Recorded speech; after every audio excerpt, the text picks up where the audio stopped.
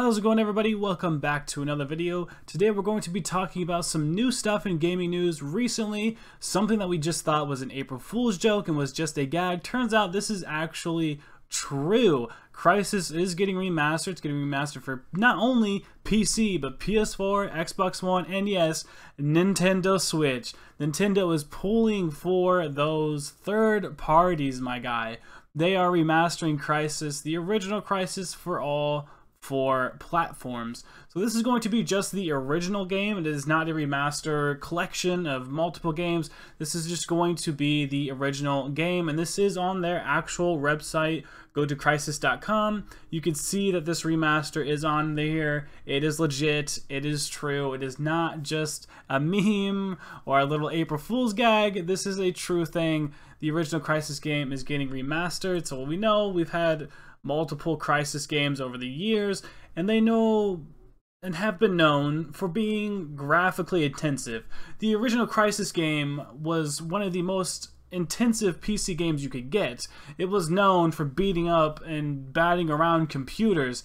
It was pretty rough when it came to graphical, just prowess, graphical power. You needed to have a lot in order to play Crysis. It's pretty funny. It's kind of became a meme about, can my computer run Crysis at least? Even with new computers obviously being able to run it. That's kind of like spoiling a joke or explaining a joke, kind of ruins a joke. Anyway, this game might end up breaking more computers just by coming back. The fact that it is on PS4 and Xbox One and Switch means it's going to be dumbed down a bit. That's another discussion for another time, with how Nintendo likes to put these games that are very graphically aggressive and do need a lot of processing power to run their games. Who knows what it'll look like on Switch, considering the fact that it might not even run 100% good on PS4 and Xbox One. So who really knows? PC people, obviously, they're going to have an easy time with this Crysis Remaster. And unfortunately, we don't have a lot of news on this so far, but we do have some other news with a event coming up July 1st. So if you guys didn't know, July 1st, they're actually going to be releasing a gameplay reveal trailer. There's going to be a full-on trailer that's going to explain more about Crysis, their engine, what they are using, and how this game is going to look. It's a full-on gameplay reveal trailer that's going to be coming July 1st. So keep that in mind when we keep looking forward. I will do a little update for this video and show you guys more about that and go over what you might need to play Crysis in the future, how this is going to look. Who really knows exactly how graphically intensive this remaster is going to be? Is it just going to look like some middle-of-the-road games that we see kind of today, or is it going to be a full-on true remaster? Is it going to be as big and as bad as it used to be back then? We'll have to really see. I'm a little bit worried with running this on console.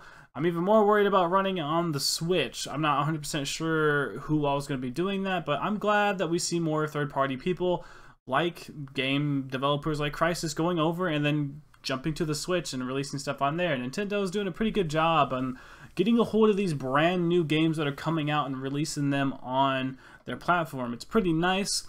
I would say and ask if this is going to have a PS5 release or an Xbox Series X release, but from just how things are, it looks like both consoles are trying to get a lot of backwards compatibility, so there's a good chance that we're just going to see this be a game that's just backwards compatible.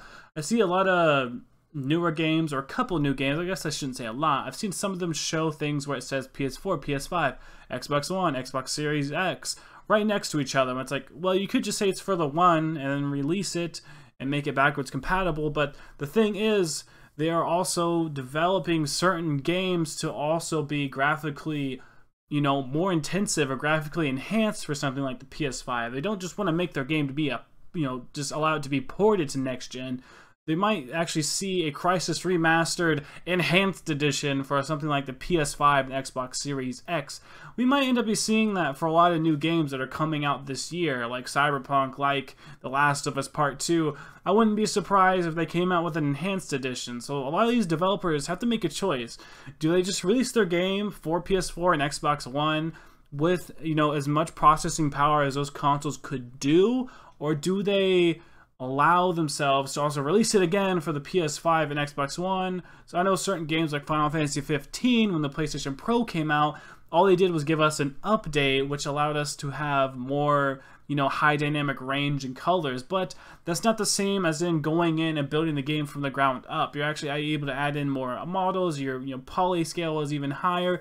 You're able to do a lot more. So really keep an eye out for these new games and what they look like and what they're going to be and how they're going to release. There's a good chance that eventually they're going to come down a path towards the end of this year or next year where they want to release the game for the new current consoles, because these consoles will eventually slowly die off. There is a good chance that they're going to release enhanced editions for next gen, or just allow the game to be ported. So they kind of are going to come to a crossroads where they end up having to make a decision on whether or not they're going to push for ports or push for enhancing their game, or just allowing the game to come out on both. But making them come out on both means they have to work on two separate builds for their game. So it's kind of hard to say. This isn't like a PlayStation 4 or PlayStation 4 Pro where they have to have two different builds. No, PlayStation 4, PlayStation Pro, they literally just, upscale the, graphics and allow it to be so-called 4K. Same thing with the Xbox. They just upscale the graphics, upscale the pixels, so it just looks a little bit better. Things like that, high dynamic range, just add more colors. Those are simple things. PS4 to PS5, they need to make actual different builds of the game in order for them to run. Either they're going to have a low-end one where they add stuff to it, or they're going to have a very high-end one and then just downscale it so it can fit and work on the PS4 and Xbox One. Just by how things are, they've probably only developed games for the PS4 and Xbox One so far, unless you like a Sony exclusive game where you've already had the dev kits for the PS5. There's a good chance that all these newer games coming out aren't going to be able to have already been built on the PS5. So games like Crysis, other games coming out, they're more than likely going to be games that were developed on PS4 and the Xbox One that eventually down the road they're just going to have to enhance a bit and release again, or just be at peace with the port and a potential graphical upscaling upgrade, potentially, something like that. Something similar to what happened in Borderlands and other games like Final Fantasy and whatnot. But that's a little brief thing to think about when going towards new games. I just kind of wanted to include that in here with this Crysis Remastered. We don't have a ton to go on, but I figured I'd get this out there and give you guys this news. I will keep you updated. I'll have more videos coming down the road. Thank you all so much for 1,000 subscribers. I am going to be having a 1K special video where I describe more about me and talk more about who I am and why I started doing YouTube and things like that. The big, mile marker. We've hit a big milestone, so I really have to thank you all for that. And I just want to show you guys my support, because you guys have shown me so much support just by getting me to 1K, and I want to thank you all for that. I will have a new video coming out where I just describe a little more about myself. I think people might want to know that, a lot of the new subscribers and whatnot. But yeah, thank you so much for 1K.